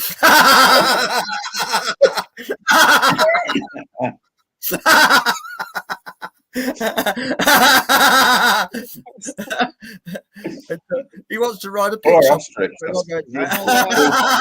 think that's cruelty to animals, though. Yeah, that's right. Now, it says here, Dan MC, why do the parasite globalists alter everything to go against God if God is not real? Right. That's a very interesting. I'd say God can be interpreted a lot of different ways. I think there is a God of some kind. We all have a different version of how we interpret and sort of have symbols for whatnot. But I mean, there is a natural order and there is a natural intelligence, and in that sense, there's a creator of the creation of the natural intelligence. I would say, and so there's something. Again, it's semantics really when it comes down to it, but there's intelligent design, and that's obvious to me, and I think it's evident everywhere. And there is a natural order, so in that sense, yes. Yes, I think you're right there. I mean, we do not know, and this is what gets me. I mean, the Bible was written 50 years apparently after the event, but I do respect people's faiths and their religions, providing they're peaceful. And they don't believe that their one is the best one and everybody else isn't, because I think it's important to be open-minded. I think religions are important part of our cultures and heritage. Yes. And I think that, there's a move now to take that away from us. And I think people should hold on to their religions and, their culture and have that right anyway, and have their rights protected to their religions. I mean, of course, the problem becomes when, what do we define as a religion? I mean, Scientology, they got away with defining their cult as a religion, and you could say there's a Church of Satan and all this, so there's a kind of like, I could see this argument coming up again that we would have to do away with all religions or else we have to include everybody. But at the same time, I would hope that we could be mature enough, responsible enough to understand when a religion isn't one, in that it turns harmful, or its practices involve harming innocence, harming innocent animals or children, or or like just imprisoning people in some way, you know. So but otherwise, yeah, people should have a right to believe what they want. And I think there's a lot of like interesting passages in the Bible that I think are really relevant to what's happening, and we've actually included those. Again, like we said earlier, it's not a religious book by any means, but we do include that perspective. There is a Christian, you know, perspective, and just because that's you know, my personal heritage, my background as a Christian, and I know Bible passages because of that, and so, you know, that's why we would bring that into play where it makes sense to do that, you know, but it doesn't mean anything in terms of like a religious affiliation or anything. Well, I think that's excellent, because I believe, you know, like, treat others as you like to be treated yourself. Right. And when I came out of hospital, I was I got home and I felt hungry because I hadn't actually eaten anything for 2 days. And a dear friend of mine, she came round. She believes, she's very, you know, religious, and she cooked a meal for me and brought it round for me. That is absolutely angel. I still can't get over it, how kind that is. Yeah. And it came at just at the right time. You know, I ate it and it didn't even touch the sides. I was so hungry. But that is, you know, because now we got here, this is interesting. They're trying to stop the knowledge that every man in his or her own God, guide to destiny, genius is descent. Well, I think that there is what it is very good. It teaches, I think, the greatest discipline is self-discipline. And, you know, I think that, as you said, family and religion are the mortar that keeps the building blocks of civilization together. Because Yuri Bezmenov said that there's a friend of his that looked into civilizations, and every civilization that abandoned religion folded in on itself, just went. The Aztecs went. Where are they? They all just went, because they didn't have anything. Because as a building blocks, I mean, you look at the family unit, no longer exists. Right. And the Aztecs were helped on their way a little bit by the conquistadors, weren't they? But, you know, Right. Oh yes, that they did as well. But, you know, and then these religions are excuse me, the original religions are hijacked and taken over for control purposes. So, true. you know, you have like the ideology and the religious texts, and and then you have the interpretation of that and how it's used. You know, and we definitely see that a lot. And I was just thinking, this authority, God's source, you know, we need to get back to our inner authority, which you could call God, but that is within. We're always like externalizing this in some way and giving it away so that we then, you know, are victim to all the authorities in the world, because we're willing to do that. And, you know, Christ was a renegade, and his teachings really were against all the control agendas and old religion that, you know, practiced that. And he said the kingdom of God is within, and it's within everyone. You know, Correct. But then people can take those teachings and take Christianity and totally pervert that, and then turn it back into a controlling thing as well. So, you know, it's like That's you can't. It's like religion in itself isn't necessarily bad, but it can be used that way against us, and it has been used against us. You know, and often failed though. And I think at this point, yeah, there is a move to just get rid of it entirely instead, because maybe it's not working quite out the way that they want it to, you know. Well, that's it. But I mean, I mean, if they look at peace and that, for example, we look at Buddhism. Now, there's a book that came out years ago called, was it the Bloody History of Tibetan Buddhism? And Buddhism in Tibet was absolutely bloodthirsty. And you know, this is the thing. I think they're trying to blend different religions in. And somebody said, I think it was Syria, but they had these different areas where there was Muslim areas, Jewish areas, and Christian areas. And if you walked into those areas, you would not fill out a place, because the people were proud of where they were, and you would be an honoured guest. You are welcome there, and I think that's how it should be.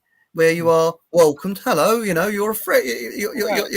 I think that is how it really should be, where people have got their different faiths, but they keep their faiths. But if you wander in there, you're more than welcome. And you know, Right. and I think that's a sort of nice way. Anyway, I hang on, would just like to reiterate though that this is not a religious book. Okay. No, it's not. Yeah, and that's really a small part of it anyway. Like these mentions that've come up. But it's like, yeah, we respect people's religions and beliefs, and but we're not taking a stance per se at all in that regard. What was it? God helps those who help themselves, and God help those who catch helping themselves. That's the old saying, isn't it? Now it says here the Riot Club. So that's what my dad was told when he first went into the forces. God helps those who help themselves. Anyway, the film Riot Club gives an insight in how the bullers operate. That's interesting. Now, I would totally agree with this. Shannon is a sensible lady. Thank you. That's very kind. DJ Peter. Yeah, but you don't know it, do you, DJ? Come on. What? Oh, hey. Don't tell her what I said. Don't tell her what I said. Starts off with a baby pigeons, probably gateway to pelicans. I like that one. What's this? Alaskan pineapple. I don't know what that's all about. Anyway, we'll have a look at that. I never heard of that. Alaskan pineapple. That's a bit of a contradiction, isn't it? Oh, I won't read this out. This is too disgusting. Okay. Why do you want? I don't want to know that. I don't want to know that. Too much information there. I'm just gonna delete that right now. Oh my God! Someone just said tough shit. Very good. Okay, that was funny. It's a good pun. Happy with it. Rothschild's worth 40 trillion, give or take. 400 trillion. Whoa. 400 trillion. And yet they never appear in any Times Rich lists, do they? No, I mean, see their names in there. And it's always said that books about the Rothschilds never tell you anything.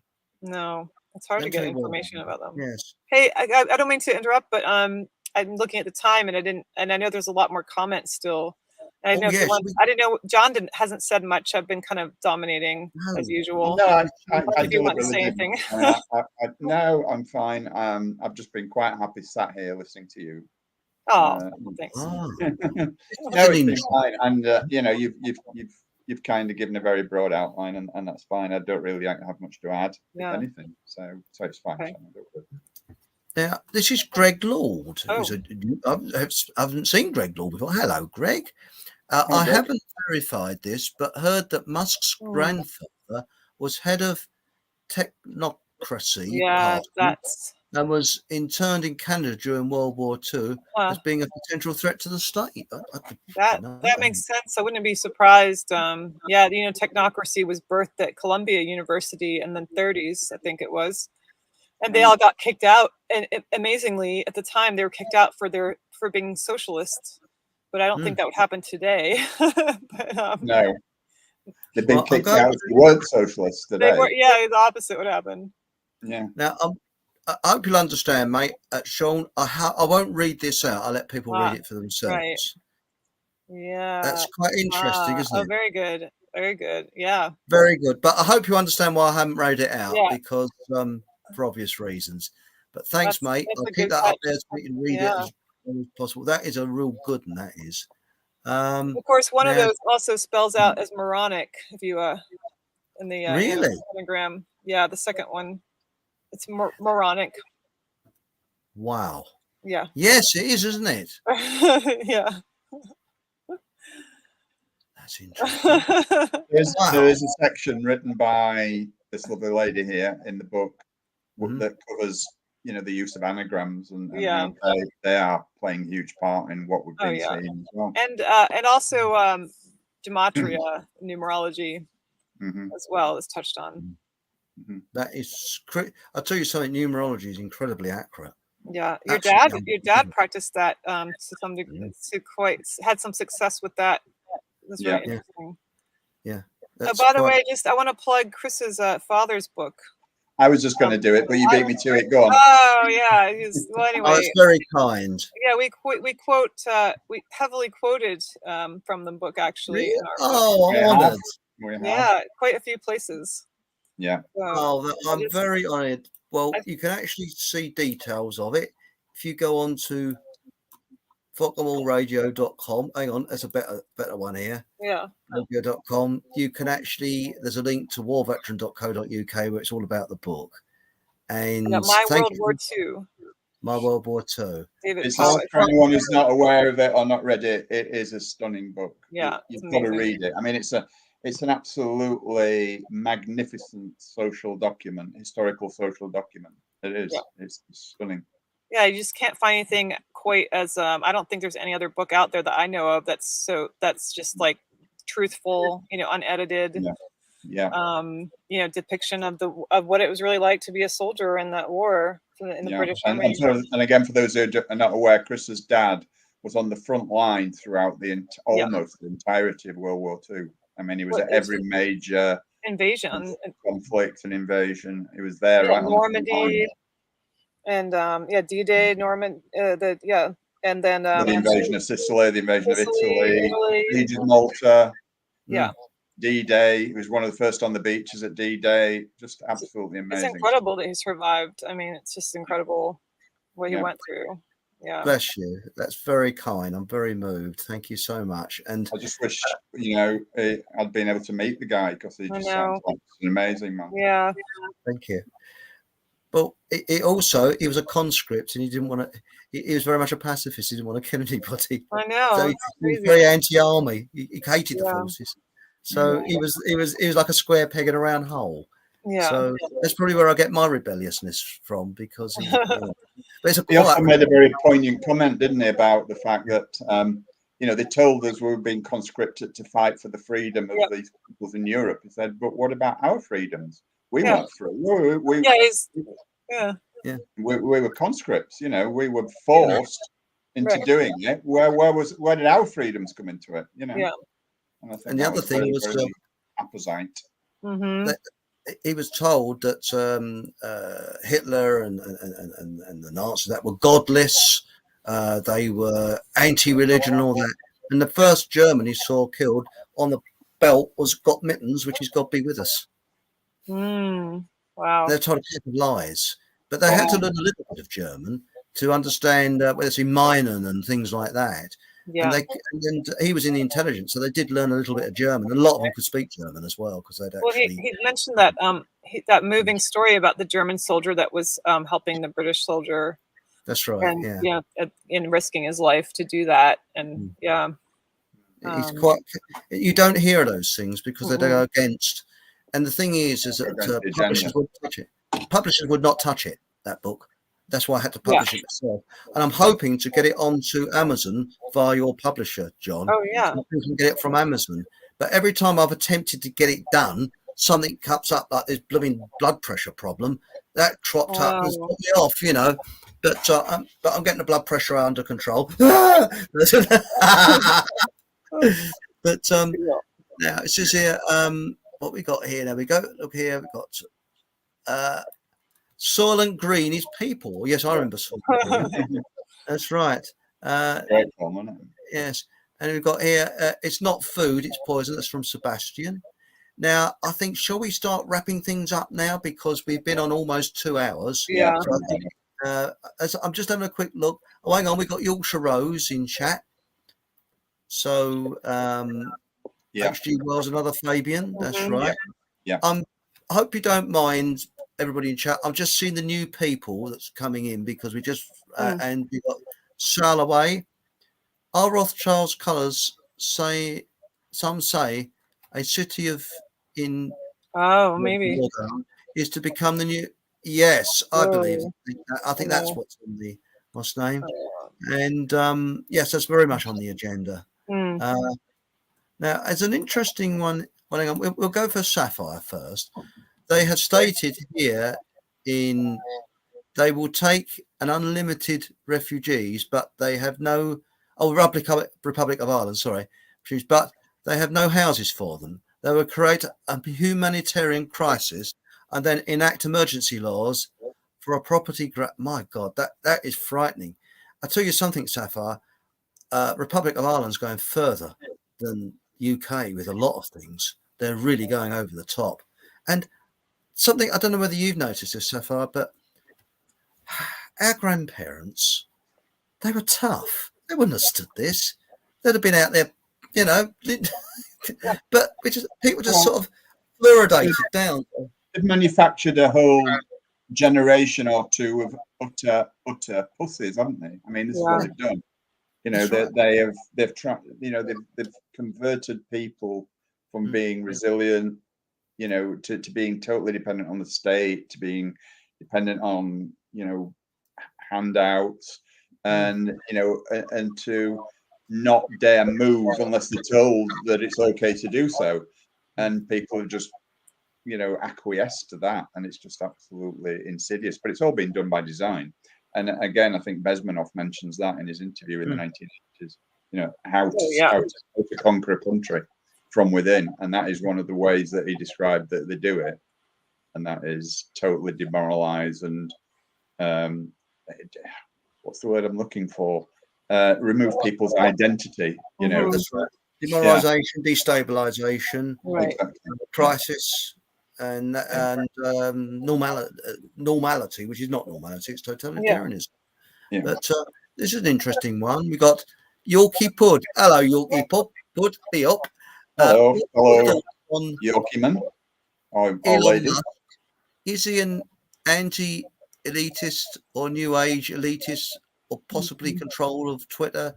No, I wouldn't trust anything coming from that. I mean, he's the one that's personally basically responsible for deployment of certain satellites to cover the Earth in very, very harmful, destructive frequencies.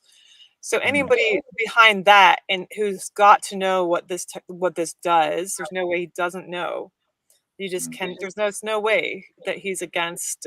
He is one of them. He is being funded by. He has his funding because of being one of them.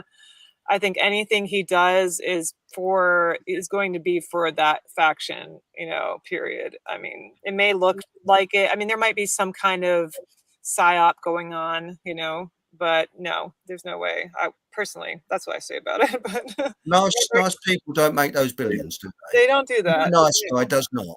Because not the self-driving vehicles or any of this, you know, that he's involved in. And not to mention Neuralink, his brain chip, and wants to link us to AI. There's just no. Yeah. But these people. Somebody sent me an interesting comment that he made actually. Since the book was finished, so I couldn't include it in. But it was when all this current conflict that we have going on in Europe. It was when that was at its height, and somebody said to him, you know, why don't you switch off all the driverless cars? No, not the driverless cars. Why don't you switch off all the Tesla cars? Because obviously he owns the Tesla company. Yeah. Why don't you switch all the Tesla cars off in Russia to teach them a lesson? And that was under consideration. So that tells me, you know, they've got the technology to do that. All these electric cars that are being built have got a kill switch. They must have. Oh yeah. Well, they're remote controllable. I mean, you can use it to do anything. I mean, it's just they're surveillance devices. They could decide, you know, if you blend that with social credit systems and whatnot, you're in your car and suddenly it's taking you to the police station. Or something, you know, I mean, it locks you in. Yeah, I mean, this is like there's that quote from that Ray Bradbury story. Called the Pedestrian. That's a fascinating short story. You know, it was written in 1951, but it's so relevant to today. You know, 70 years later. You know, it's just Fahrenheit. What was it? 451. Yeah, I wrote Fahrenheit 451. But The Pedestrian is just a short story. It's in one of his anthologies. I can't remember which one now, but brilliant. Yeah. There's a quote from it. Really relevant. John quotes from it in our book, and it's quite relevant too. Look, he was years ahead of his time. That man. A lot of them were. Yeah. And there's something in the 60s where they had films that were warning us about the future. Yeah. And it's very strange. Did you ever get The Prisoner in America? Oh yeah. I do know that. In fact, well, there's been a recent remake on BBC BBC Radio drama, that was quite entertaining. I actually admit to listening to over here, but there's a really good newer version of The Prisoner. That's quite good, and it's very interesting. It's more up to date with technology and that, so it's interesting that way. But I like the original though, because I didn't go much on the remake. I think the original was. But we got here Sapphire in Republic of Ireland already trying to change our constitution to delimit property rights for the greater good, communism. Right. Just beware, anyone who's listening, just beware of that phrase, the greater good. Yeah. That is an absolute giveaway for communism. The greater good is communism. That's their buzzword. Yeah. This is Angela Dempsey, Spillway, blue and yellow are the convid. Oh yes. Yes. I was going to say convict. Yeah. What was she calling them? Cooties. Cooties. That's it. Oh, almost slip of the tongue there, wasn't there? Yes. Thanks, Angela. We got 40 yards. Good evening, all. Found this show last week and been really enjoying catching up. Bless you. That's very kind. Thank you. Welcome aboard. And then we got. I'm trying to looking for new people here. I'm ever so sorry I can't read everybody's out. There's so many in chat. It's lovely. But we'll read them afterwards. Don't you worry. Yeah. Oh, isn't that fantastic? They got some fantastic comments there. Hang on a minute. We got Kath. Hello, sorry for such a late arrival. Note from Mum to follow. I hope so. Ooh, not sure. But give us some fucking money. Fuck bobs, as we call them. You can only spend them in Fockham. So there we go. No, don't now this is interesting. This is John Badginlow. You're in Alabama, aren't you? I believe Alabama. And the original generation that stopped disciplining their children were the so-called greatest generation. They read the Spock books and turned the boomers loose. I'm a boomer, but my parents strict. Yes, mine were. Well, very Victorian strict, Oh, they came first with everything. It was. What's that? They were. That was it. That was in Zeitgeist. Jane. Yeah, we saw that earlier. He he did the Venus Project, right? Yeah. Sebastian's got incredible memory for names. Unbelievable. He's also got access to the internet, Chris. Had you thought of that? Yes. But when I'm talking to him on the phone, he can remember these names. He's not looking at the internet. He comes straight out with them, But I'm just trying to find anybody new here. Oh, there's loads of fantastic comments. I wish I could read them all out, but it'd be here till midnight if we did.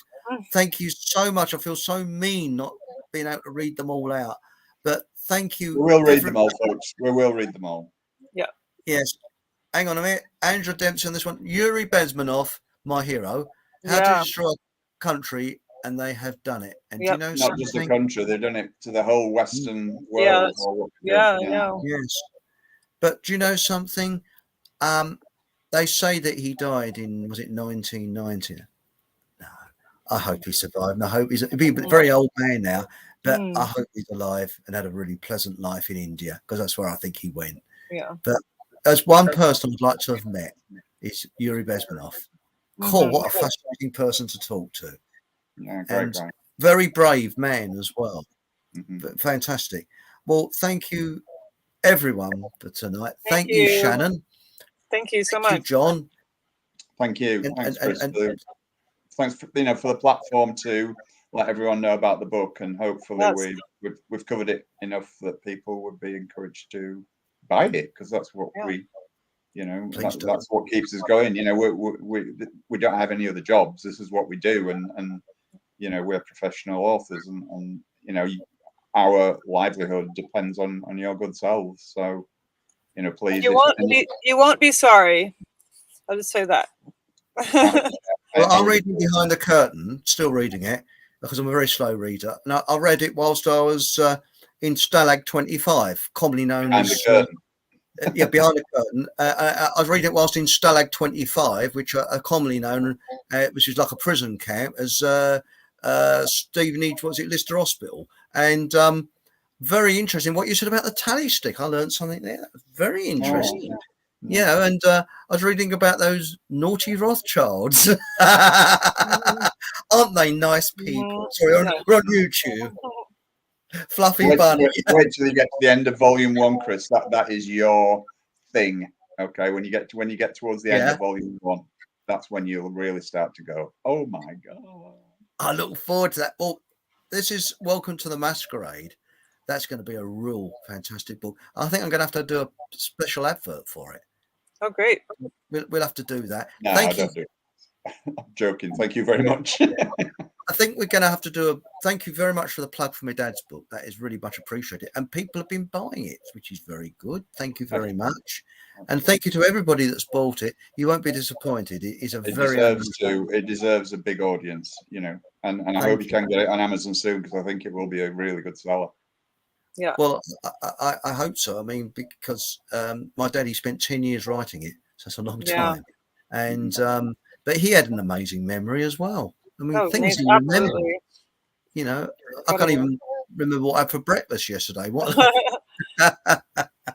Well, please join us same time, same place. Oh, and remember to stick the old thumbs up. Bing if you like it. Please stick your thumbs up, and please subscribe, because it costs nothing. It's free to subscribe, and the more subscribers I get, the more YouTube likes it. And they go, it's nice.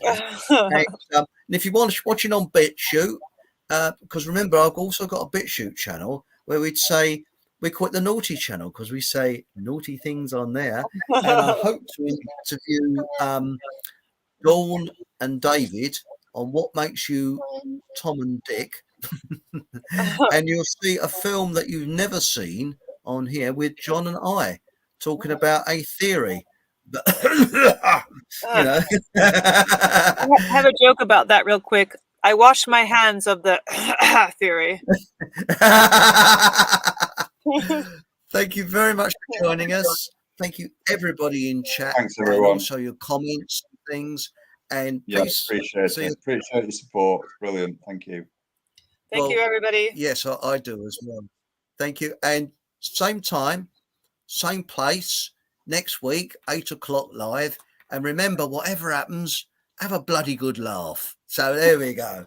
And good night. Good night.